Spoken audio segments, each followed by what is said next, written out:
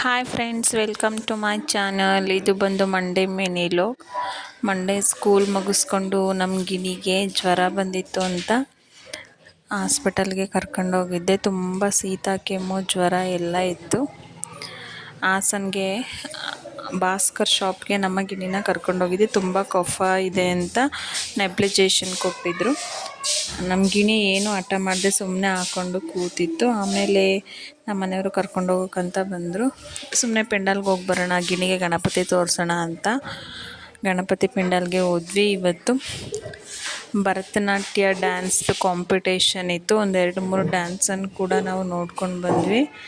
ಬೇರೆ ಡ್ಯಾನ್ಸ್ಗಳು ನೋಡೋದಕ್ಕಿಂತ ಭರತನಾಟ್ಯ ನೋಡೋದು ಏನೋ ಒಂಥರ ಖುಷಿ ಅನಿಸುತ್ತೆ. ಯಾಕಂದರೆ ಎಲ್ಲ ಕಡೆ ಭರತನಾಟ್ಯ ಡ್ಯಾನ್ಸ್ ನೋಡೋದಕ್ಕೆ ನಮಗೆ ಸಿಗಲ್ಲ.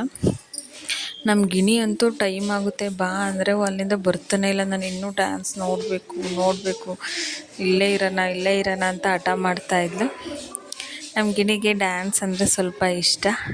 ನಮ್ಮ ಗಿಣಿಗೂ ಭರತನಾಟ್ಯ ಕಲಿಸ್ಬೇಕು ಅನ್ನೋದು ನಮಗೂ ಇಷ್ಟ. ನೋಡೋಣ ಏನಾಗುತ್ತೆ ಅಂತ. ಗಣಪತಿಯನ್ನು ನೋಡಿಕೊಂಡು ಗಣಪತಿಗೆ ನಮಸ್ಕಾರ ಹಾಕಿ ನಾವು ಅಲ್ಲಿಂದ ಹೊರಟ್ವಿ. ಇದಾಗಿತ್ತು ಮಂಡೇ ಮಿನಿ ಲಾಗ್. ನನ್ನ ವಿಡಿಯೋಸ್ ಇಷ್ಟ ಆದರೆ ನನ್ನ ಚಾನಲನ್ನು ಸಬ್ಸ್ಕ್ರೈಬ್ ಮಾಡಿ, ಲೈಕ್ ಮಾಡಿ, ಕಮೆಂಟ್ ಮಾಡಿ. Thank you for watching.